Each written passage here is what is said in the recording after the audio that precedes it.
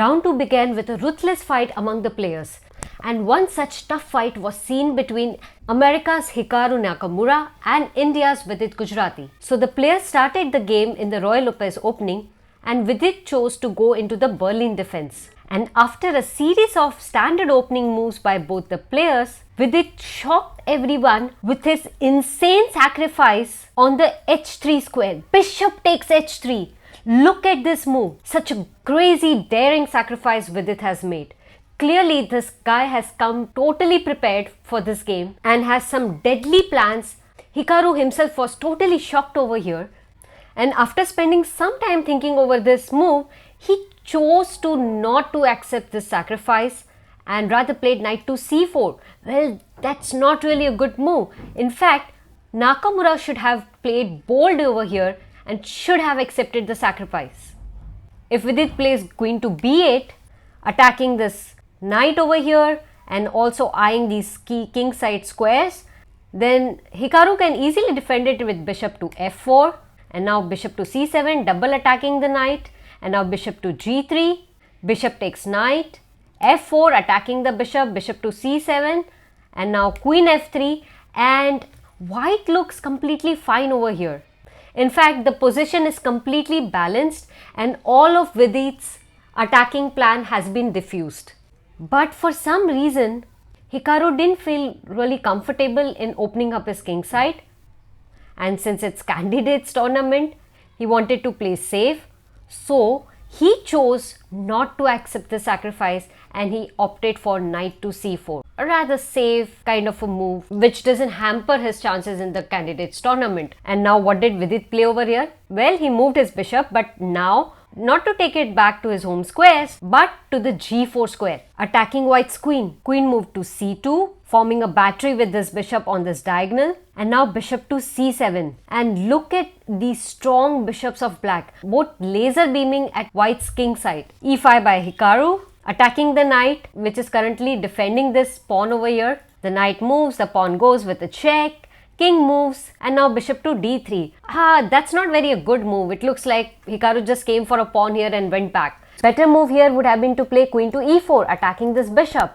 But Hikaru wasn't in his usual form today and he was just playing too safe today. So he decided to take his bishop back and now b5. Vidit is on the attack. He's attacking on the king side. He's now attacking on the queen side. He just wants to make Nakamura dance on his own tunes. He's not letting Hikaru execute any of his own plans. Knight moves to e3, attacking the bishop. Quite a good move. At least there's a pressure on this bishop now. But instead of retrieving this bishop back, Vidit plays knight takes e5, defending this bishop, at the same time putting a lot of pressure on this bishop of white. And now look at black's pieces.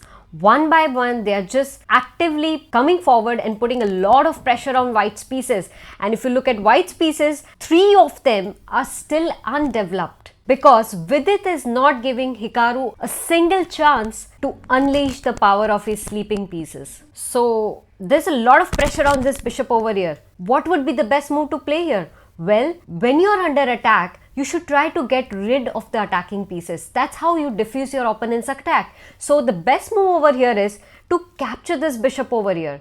Fine, you would have also looted a bishop, but at least one attacking piece would have been off the board, right? But instead of going for this, Hikaru played bishop to e2. He just moved his attacking piece and put it over here and now he's putting double pressure over here. But by playing in such a way, Hikaru is allowing Vidit to add more attacking pieces to the already current chaotic situation. So what did Vidit play over here? He played f5. He's making space for the rook to join the attack. He's also defending his bishop and his bishop is just refusing to leave Hikaru's territory. And what should Hikaru do over here? Well, again, I'm going to tell you the same thing. Just try to get rid of the attacking pieces. Knight captures bishop is a very good move over here. But instead of doing that, Hikaru played f4. He thought, let me just counter attack. But this counter attacking move isn't working over here. It's a big mistake. Why? Because with the move f4, you have weakened this king diagonal.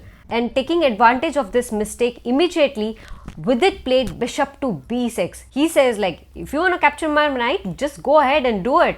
But what about this? I'm gonna win this pinned knight anyway, because if you capture this, the next move that Vidit can play is knight to d5. There are two pieces now attacking this knight, and how will you defend it? If you play queen to d3, adding one more defense, then black can simply play queen to g5, adding one more attacker, and there is no way that you can defend this piece sufficiently. So white will ultimately have to lose this piece. So therefore, f4 wasn't a very good move over here. So after bishop to b6, so Hikaru realized the problem over here. He knows that the knight cannot be sufficiently defended. So he decided, let me just play king to f2, adding one more defender to this. But now Vidit played the crushing knight to d5. There are two attackers now to this pinned piece. Hikaru tried to do some counter attacking with rook to h1 check, king moved, pawn takes knight, and now queen to g5, adding a third attacker. Hikaru played king to e1. He's like, let me just get out of this strong bishop's diagonal, because he cannot save the knight anyway. And now we see a series of exchanges of pieces. Bishop takes knight, bishop takes bishop,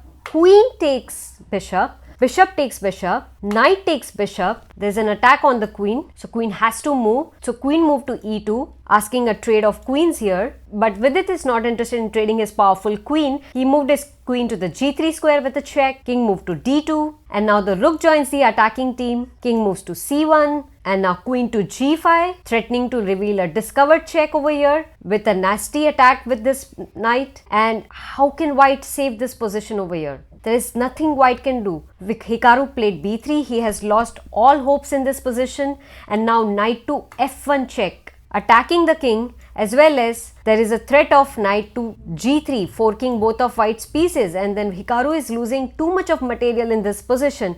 It is therefore at this point of time, Hikaru Nakamura, the favorite of many, world's number 3rd chess player, resigned to world's number 25th ranked player, Vidit Gujrathi. A very proud moment for all the Vidit fans and for all the Indians, and I know Hikaru fans are very disappointed at this point of time, but hey, he's world's number 3, so don't get disappointed. He's gonna prepare harder today and come back stronger tomorrow. So do not worry, don't lose hopes. And now we are going to move on to the women's game, and this was played between Lagno Kateryna and Koneru Humpy. Both the players ended in a draw in the first round, so they are going to try their best to win this one. So let's see how the game went. So again, we are going to see the Royal Lopez on the board, but this time it's going to be the Morphy defense. And after some basic development and castling, Lagno decided to play on the queen side and played a4, attacking the pawn. And after the exchange of these pawns and some pieces, Lagno played knight to a3, attacking this b pawn over here. And here Humpy decided to trade her dark squared bishop for this knight. Not a very good move. I mean, the position is soon gonna open up in the center. It's gonna be an open position on the board, and trading a bishop for a knight in an open position would not be a good idea. Also, this knight was just sitting on the side of the board, just attacking your pawn. You could have defended with some other move, but I don't know what was Humpy thinking over here. She just decided to trade these pieces off, which doesn't really look good to me. So pawn takes bishop, and now Humpy strikes in the center with d5, and after these exchanges of pieces and pawns, we see rook takes e8 check, queen takes rook. Lagno now disrupts Humpy's kingside pawn structure with bishop captures knight. Bishop captures bishop, pawn captures bishop, and now pawn captures bishop, and Humpy's pawn structure has been ruined. She has 3 pawn islands. Lagno also has 3 pawn islands, but Humpy has to deal with 2 double pawns on the f-file. So Kateryna definitely has slight advantage in this endgame. But this isn't enough to convert it into a win. So Lagno decides to create an outside passed pawn with the move a4. So after pawn takes pawn, pawn takes pawn, Lagno finally has some deadly threat which Humpy should worry about. But Humpy showed a very good defense in this game. She played queen to c6, g3, and now after a series of these checks and some more checks, Humpy was defending this situation very well. And after some back and forth repeated checks and captures of these pawns, both the players ended up drawing the game with the 3-fold repetition. Humpy is the strongest female chess player of India and has always been in the top 10 chart of women's. But this time she couldn't get a win. Maybe tomorrow is her day.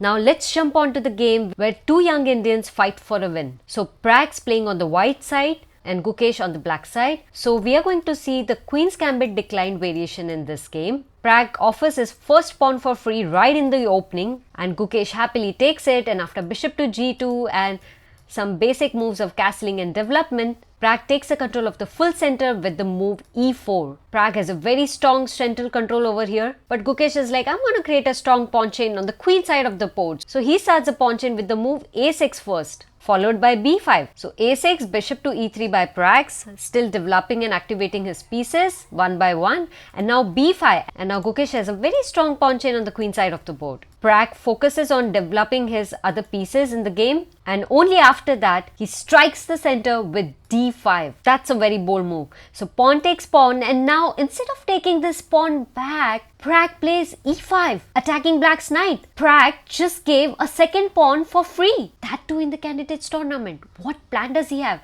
Well, what he's thinking is that I don't care about these 1 or 2 pawns here and there. But what I really want to do is, since all of my pieces are so active and mostly sitting on the king side of the board, I want to create a havoc on your king side by launching a deadly attack against your king. So let me just start attacking your pieces one by one and create a havoc on your king side, and all of these things should be enough for black's position to fall down.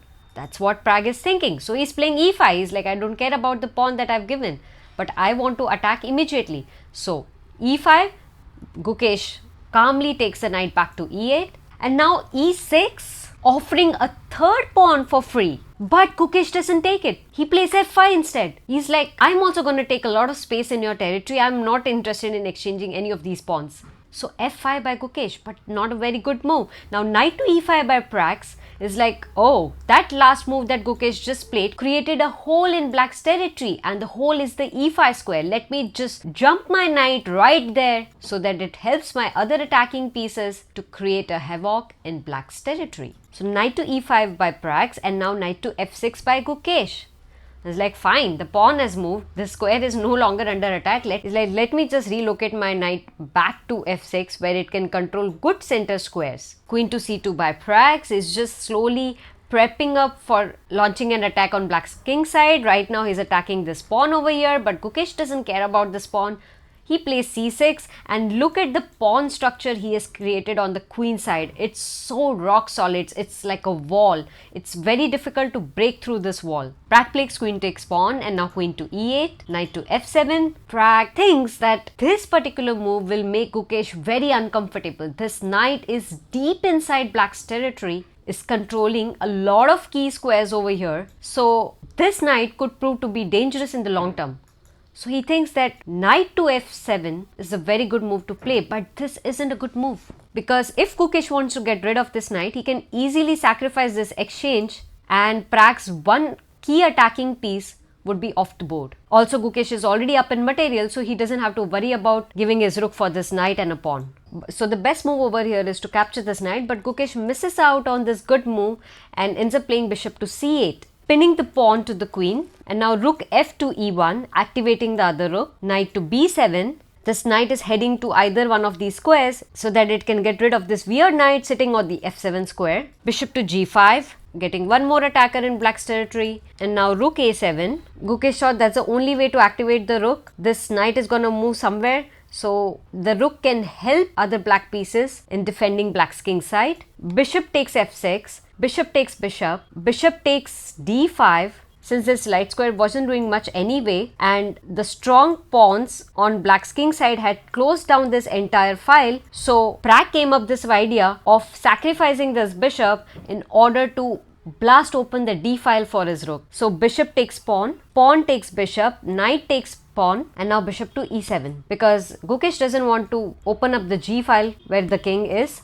So he simply moved the bishop back over here, and now queen to g4, knight d8, attacking this weird knight over here. Pragg didn't want to lose his pawn, so he decided to exchange knights over here. So knight takes knight, bishop takes knight, and this is a very weird looking situation we have come across. I have never seen such a situation ever in any game. I mean, look at these black's pieces. 4 of black's pieces are on the back rank. The other black piece is on the 7th rank. So the entire army of black are still sitting on their home squares, and all they are doing is just solidly defending white's unplanned attack. If you look at white's position, white has a lot of space. White's pieces are very much active in the game. White has a passed pawn which is already sitting on the 6th rank, but it isn't going to be an easy game for White because White is already down in material by 2 points and Black's defense is completely rock solid. So Queen to d4, attacking the rook, rook to b7, and now rook to e4, bishop f6. Gukesh is like, enough done. You have already tried to do a lot of things in my territory, you couldn't do much, now it's my time. Because I don't see any major threat coming from your side, so it's my time to launch a counter attack on your pieces. So bishop to f6 directly hitting White's queen. Queen move to e3, bishop goes back to e7, and now h4. Pragg is like, I'm already down by 2 pawns and I have to make this attack work, I have to make this sacrifice work. So he's thinking of launching a deadly pawn storm against Black's king, but there isn't a lot of time for that because Gukesh plays queen to c6, activating his other piece, and now h5. That's a blunder. Pragg is so much into his own plan, he's so deeply thinking about his own attack that he totally missed the crushing move bishop to c5, hitting White's queen as well as this weak pawn behind the queen. This pawn is currently being attacked by Black's rook anyway. So h5 is a blunder. Capitalizing on White's mistake, Black immediately plays bishop to c5. How is White gonna answer this move? White moves the queen to g5 and now bishop takes pawn. Pragg is down in material by 3 points and now h6 hitting the g7 pawn, but currently it's well defended over here, so Black doesn't need to worry. So Black starts his own attack with rook takes f2. Queen in the next move, and Pragg here now is down in material by 4 points. All of Black's pieces who were playing a defensive role in the entire game has suddenly become super active, and we see that suddenly the initiative has gone to the Black side. And Black's last move, rook takes pawn, was totally crushing. How can White defend this move? It's very hard to defend it, and that is why Pragg at this point of time in the game resigned. Now heading on to the women's board, and this game was played between Tan Zhongyi and Vaishali Rameshbabu. Tan was already leading with 1 point, and in this game she came up with such creative play that Vaishali ultimately had to resign. So let's dive into this wonderful game. d4, knight f6, all the pretty standard opening moves. I'm gonna skip through this. Both the players are controlling the center, castling and activating their pieces. And now here Tan made a very interesting move, knight to a2. The idea is that she want to get this knight to this square so that both these knights from here can control this e5 square in the Black's territory. And even if you trade, the other knight would be there to again jump on this square. So it would not be very easy for Black to kick the knight from this square. So that's what the idea is. That's why the move knight to a2. And now rook a to c8, activating the rook. c3, because two of Black's pieces have formed a battery. So you want the pawn to be safe. That is why c3. And now knight to e4, queen e2. I'm just gonna forward a bit more, and as you see that Tan has successfully established her knight on the e5 square as she was planning to. Vaishali also has a centralized knight here, but now it can be easily kicked with f3. That is why Tan decided to move the f knight and not the d knight. Knight to a5 by Vaishali and now f3. Hitting this knight over here, knight moves to d6 and now knight to f4. Both these knights are jumping towards Black's king side. Vaishali played knight a to c4, attacking this knight over here and putting pressure on this pawn. Knight e to d3, knight moves back, and now rook f to e8, and both the rooks have doubled up over here on the e file. So the e file is about to open anytime soon. b6 by Vaishali, g4, since White's pieces are all active and are placed towards Black's king side of the board, White now decides to do a pawn storm to make space for its pieces to come on this side of the board and start attacking Black's king. So knight b5 by Vaishali. I am not quite sure what Vaishali really is doing with the knights here. If you see, this knight is hitting all of these pawns, but you're not gonna capture these pawns at any point of time in the game.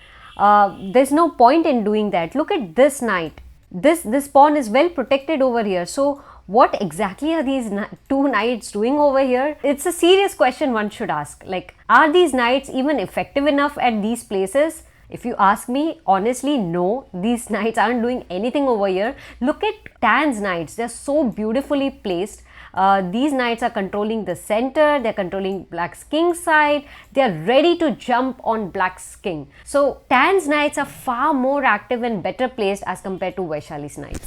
Actually, the life of Vaishali's knights look doomed to me here. Okay, anyways, moving forward, queen h4. Tan is now preparing the attack against the black king. Queen moves to d6. Knight to h5, f6. The pawn moves ahead, attacking this pawn. The g-file is about to open up anytime soon. f5. Vaishali is afraid. She doesn't want to open up the g-file with all of these pieces active over here. The rook is ready to jump on the g-file. This could be very dangerous. So she moves the pawn ahead. So rook to g2 anyway. King to h8. King is just getting away from the g-file. Knight d2 f4. Look at both of these knights, so actively placed, putting a lot of pressure on Black's king side, putting a lot of pressure on this pawn. This is just so beautiful. White is slowly building up her attack and Black's knights are totally useless and helpless. They can't be of any help in defending Black's position. e5 by Black. Vaishali thinks, let me just start counter-attacking in the center since I'm about to be attacked on the king side, but instead of going for any of these exchanges, Tan comes up here with a very brilliant move. And it's actually very hard to find in this game. So before I show you that move, I wanted to pause this video here and try to find what would you play as white in this situation.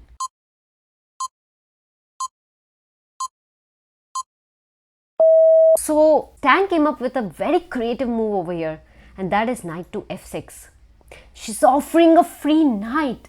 And well, what's the idea? Well, Vaishali here didn't calculate well. As you can already see, she was down in time. So she ended up picking this knight over here. But that move allowed white to play the next best move, and that is knight to g6 check. The pawn cannot take it because it's currently pinned. And here at this point of time, Vaishali resigned in the game. Why? Because after you move the king, Tan can now eat your rook, and after rook takes knight, you have a discovered check with pawn takes pawn hitting the rook over here. King moves to f8 and now pawn takes rook check, queen takes pawn, and now instead of taking this queen, you can play the in-between move rook to g8 check. If you take the rook, the queen is gone, and if you move the king over here, then rook to g7 check anyway, you take the rook and now you have lost the queen. And this is too much of material loss for Vaishali. Vaishali would be down in material by 8 points, and there would be no hope for her to win this game or even draw this game. So that is why I'm just going back a few moves. After this crushing move, knight g6 check, Vaishali resigned from the game. And this is the second time Tan has won in candidates. She has a score of 2 points right now. She's the only candidate among all players who has a 2-point score. She's leading the tournament. And what a brilliant play by her. Absolutely brilliant. The last move, a knight to f6, completely blew my mind. It's just amazing and very creative. And this move just goes on to show that Tan is really well prepared for this tournament and she's not gonna settle anything less than a win. Moving on to the men's game. And we are going to see a Ruy Lopez opening one more time. The Berlin defense, both the players are fighting hard for the center. White is focusing to get a lot of space on the queen side of the board. Black is focusing on the center part. Black just attacked White's bishop, and Ian took his bishop back to b3 because he has formed a strong battery on this black king's diagonal and he doesn't want to give up his bishop. But if you look at this position, there's a very interesting thing happening on the board. This knight is currently under attack and there is nobody to defend it except this pawn. So therefore Alireza goes for this bishop knight exchange, doubling up the pawns on the f file. But Ian doesn't care about these double pawns. He's in fact happy with this move because this move has opened up the g file for White. White can get his rooks over here and start attacking. So since White is already prepping up his attack against Black's king, both of these pieces are already eyeing the Black's king. The knight is nicely sitting in the center of the board, and now the g file is open up. The rook can jump on the g file. This bishop is already eyeing on black's king side. So all of these pieces are aiming towards black's king side. So that is why Ian doesn't care about this double pawns. He's like, I'm fine with it. So queen takes d3. Alireza just grabs a free pawn over here, and now this pawn is under attack. So white protects it with king to g2, and now queen to d7. Queen moves back. White attacks the queen. Queen moves, and h4. Now you're going to see a very interesting series of moves by Ian. Something that you've never seen before. Like, if you see, we understand that, white is planning to attack the black king. All of these pieces are pointing in that direction. All of that is understood, but still there is some work needs to be done. This bishop needs to be activated. This rook needs to come over here. The other rook probably needs to double up on this g file. There is still some work needs to be done before you start this pawn attack, right? So that is why h4 over here is like quite unusual, and it's not really an accurate move to play, but Ian goes for it anyway. So knight to c8 by black. Alireza immediately understood what Ian is up to. So he wants to maneuver this knight to this part of the board where it can help protect his king and also, attack white's king. That's the whole idea. So h5 by Ian. Wow. King to h8. Alireza is like, I know what you're up to, man. So I'm just going to move my king out of this g file. So king to h8 by Alireza. Now h6. There are no pieces lined up on the g or h file, and this pawn all alone just goes ahead deep into black's territory and attacks black's king side. Crazy move. This is fun to watch. When you're watching a live game like this is immensely fun to watch. Now, instead of capturing this pawn back and getting double pawns on the h file, black decided to play g5, locking up the position and also probably counter-attack white at some point of time in the game. So queen to d2. White immediately slides his queen on this side of the board. Earlier, the queen had formed a battery with the light squared bishop on this diagonal, and now it has formed a battery with the dark squared bishop on this diagonal. How lovely these bishops are placed. The queen is just sliding from one place to other and putting a lot of pressure on these diagonals. Knight to d6 by Alireza, challenging the knight over here. Bishop b2, and now I'm quickly gonna skip through a few moves because both the players, as we see, are trying to attack each other's king side. Bishop to e6, queen g6, and finally black's queen has managed to enter white's king side territory.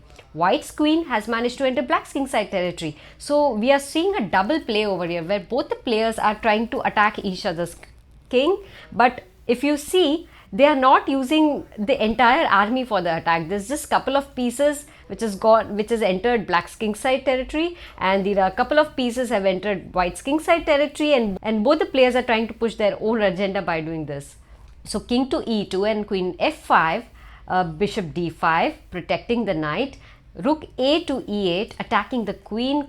Queen takes the pawn. Queen to g4, threatening to reveal a discovered attack. King d3, rook d8, c4. White has gained a lot of space on the queen side. White's king is in the middle of the board, but it's surrounded by all of his pieces. So it's well protected over here, nothing to worry about. So rook takes d5 check. Alireza goes for an exchange sacrifice. He wants to open up the lines for the attack. So pawn takes rook, and now queen to h3. Again, threatening to reveal a discovered check. Knight to g3, offering a whole knight for free. And what's the idea? So if you capture this, then you immediately lose to bishop takes e5 check. If you capture back with the knight, then queen takes knight check, king moves to g8, and now queen takes g5 check. All of your pieces and pawns are just falling one after the other. King moves to h8, queen to e5 check again, king g8, queen takes g3 check, queen takes g3, pawn takes queen, and now rook to d8 attacking the pawn, but pawn takes pawn, pawn takes pawn, rook a to c1, and I don't need to go further because as you can already see, white has a potential pass pawn over here also. White has two rooks against black's one rook and a knight. So the game is pretty much in favor of white, and Ian is obviously up in material here by 3 points. So this should be an easy win for him. So going back a few moves, that is why this knight sacrifice was such a brilliant move, because you're just blocking this attack. Anyway, knight to c4 played in the game, and now queen takes knight, pawn takes knight, pawn takes pawn, and now pawn takes pawn, pawn takes pawn, rook to c8, challenging the queen, rook to h1, counter attacking black's queen, queen d7, queen e4, and now we see that after all of these exchanges and piece maneuver, Alireza ultimately resigned in the game. Why? Because Ian is currently up in material by 7 points, and even if Alireza captures this, and after king to d2, Ian is up in material by 4 points. Ian has a passed pawn over here, and it's 3 pieces against black's 2 pieces. So the game isn't going to be easy for black. So Alireza just decided to resign in this game, and that brings Ian to 1.5 points. And he's currently leading with other 2 candidates who has won the game. One is Vidit and other is Gukesh. So Vidit, Gukesh and Ian all at 1.5 points after the 2 rounds of candidate tournament. Right, moving on to the women's game, and this was played between Nurgyul Salimova and Tingjie. Tingjie is the only candidate who lost in the first round. So in this game, in round 2, she really wanted to get some positive result from this game. Either a draw or a win, but definitely not a loss. So let's see how the game goes. d4, d5, all the basic opening moves, pieces are getting developed.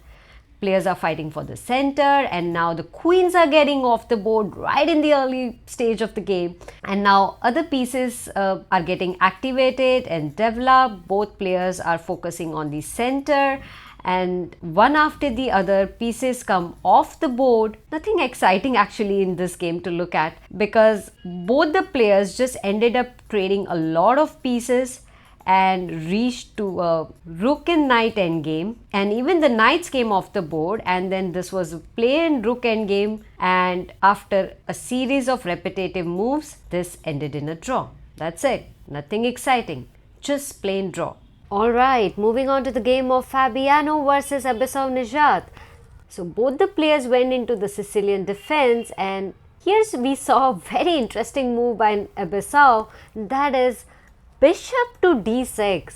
This bishop is blocking this pawn over here, and it's a very odd and risky move to play in such a tournament. You're already giving some advantage to white by playing such a move. So the game continued.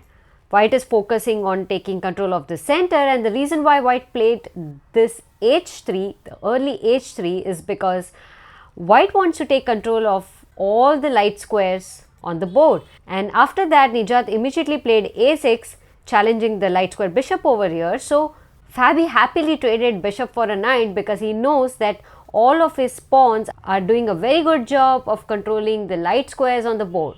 So he's like, okay, fine, I'm ready to give up my light square bishop. So bishop takes knight, pawn takes bishop, knight to h4.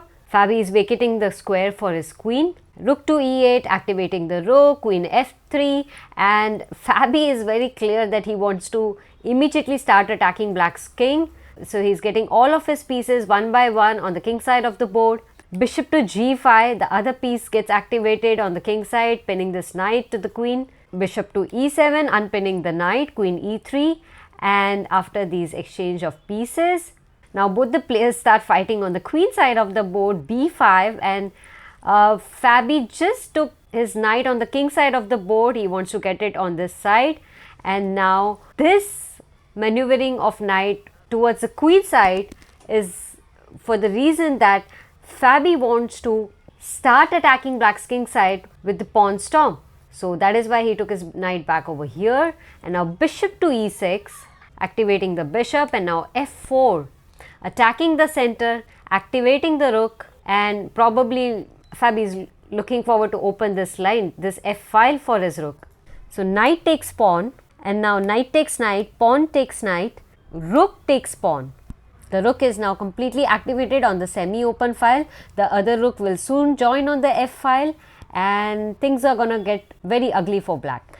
So rook a to d8, activating the other rook, queen f2, and slowly, as you see, Fabi has tripled up on the f file, targeting this pawn over here. So that is why king to g7 by Abasov is just trying to protect everything, trying to keep hold of this pawn, but isn't very easy to do. Now since black is doing a good job of holding things over here, so Fabi starts attacking on the queen side. b4, pawn takes pawn, pawn takes pawn. And now rook to a8. Abasov is looking forward to push this pawn. So king h1 and now a5. Pawn takes pawn, and here Abasov should have taken this pawn, but he was worried about this queen coming over here, so he played c5, blocking the path of this queen, but that wasn't a good move. So since Abasov didn't take the pawn, Fabi immediately protected his pawn with rook to a1. Now he's like, I have a pass pawn, and now you have more things to worry about. Now how are you going to stop this pass pawn? Pieces are already putting a lot of pressure on this pawn.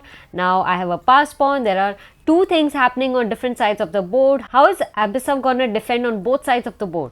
So rook to a6, he's like, okay, fine, I'm not allowing your pawn to move forward. I'm just going to block it. And at the same time, my rook will be available to defend this point as well. So the rook is doing two jobs of defending on both sides of the board. e5, Fabi is like, fine, I can't do anything on the queen side right now, but let me just like break open this position over here. So e5 challenging the pawn over here, and now f5. Abasov doesn't want to open up the position, so he's just locking it up. c4, Fabi starts attacking on the queen side. Pawn takes pawn, pawn takes pawn, rook f to a8, doubling up on the a file and putting a lot of pressure on this pass pawn. Knight to b3, adding defense to it, and now g5, attacking the rook, and Fabi just pins the pawn to the king. h6, adding a defender. Rook f2, rook moves back, bishop takes c4, and now rook takes f5 since the defender is gone, and now bishop takes knight, queen takes bishop, rook takes pawn, and Abasov was thinking that probably Fabi will capture this rook back, but instead what he does is he starts attacking on the queen side because there is no point in exchanging rooks on the queen side of the board. So he takes his rook to the queen side of the board, and now there is a lot of pressure on this f file, especially over here. So king moves to h8 because Abasov doesn't want to lose his queen, but rook to f7 anyway, and this queen doesn't have any squares to go. Cannot come here, cannot come here. All of these squares, Abasov is just losing his queen. And if Abasov takes this pawn, then it's a mate in 3, starting with rook f8 check, rook takes rook, rook takes rook check, king moves to g7, and now queen g8 is a checkmate. So therefore, after rook to f7 attacking black's queen, Abasov resigned from the game. And with that, in the open category, we have 4 players who are fighting for the first place: Vidit Gujrathi, Gukesh D, Ian Nepomniachtchi, and Fabiano Caruana. Alright, moving on to the last game of the day, played between Aleksandra Goryachkina and Anna Muzychuk. So let's quickly begin. There's a fight in the center and the position has become symmetrical. So Aleksandra goes for knight to e5. So knight takes knight, pawn takes knight, attacking the knight. And now knight moves to d7, attacking the pawn one more time, and e4, attacking the bishop. You're actually giving a pawn for free over here. But the question is, why is she gambiting this pawn? What's the idea? Let's have a look at it. So if pawn captures pawn, which is what exactly happened in the game, then Aleksandra can start attacking the black king right in the opening with bishop to b5. This bishop has already pinned this knight. The queen is already putting a lot of pressure on this knight. So 2 of white's pieces are putting a lot of pressure on this pinned knight. So what's next? Obviously, Anna is not comfortable in this situation, so she plays a6, attacking the bishop. That isn't a good move. Why? Because that allows white to trade pieces, and that will just eventually lead black to lose her castling rights. And that's what exactly happened in the game. So bishop takes knight check, queen takes bishop, queen takes queen check, and now king takes queen, and black has lost her castling rights. The king is going to stay in the center of the board. The position is wide open, and it's not a good thing for black. Knight to a4, eyeing for the b6 square in order to fort black's pieces. So rook moves to b8, and now rook to d1 check, attacking the king. King moves to e8, goes back to this home square. And now bishop to e3. The bishop wants to slide to this side of the board where it can help other white pieces to attack black's king. So bishop to g4, attacking white's rook. Rook to c1, bishop b4 check, bishop moves to d2, blocking the check. Bishop moves back to e7, and now h3, attacking the bishop. Bishop moves back, and now castles. Bishop e2, attacking the rook again. Black is not really making meaningful moves, it's just attacking rooks one after the other. But what black should focus on is getting this rook activated, maybe moving this pawn out and then getting the king over here and getting this rook activated, because this is still stuck in the corner of the board. Your king is not able to castle, so black has to find some way of activating this rook over here. It could be via this also. You can just move the pawn forward and start activating, and up. You can just uplift the rook here and get it over here, but do something with this rook. This poor guy is just sitting in the corner, eagerly waiting to get activated. But black isn't really focusing there, and that's not a good idea. So rook f to e1, counter-attacking the bishop. Bishop moves here, and now bishop e3, b5. Black just starts counter-attacking on the white's queen side and is trying to take some space over here, but that's really not helping. Knight to b6, entering into black's territory. f5. Finally, Anna is thinking of this rook over here, is making some space. Rook to c6, getting another attacker in black's territory. There are two attackers in black's territory now. And now king moves to f7, rook e to c1, doubling up on the c file. This is getting very dangerous for black. Rook to b7, and now Aleksandra played knight to c8, starting to put pressure on this bishop. Rook moves to d7, and now rook c7. Whoa, there's a double attack on this bishop. Rook h to d8, trying to protect this rook, because if the rook moves, the bishop is gone. So we need to protect the rook over here.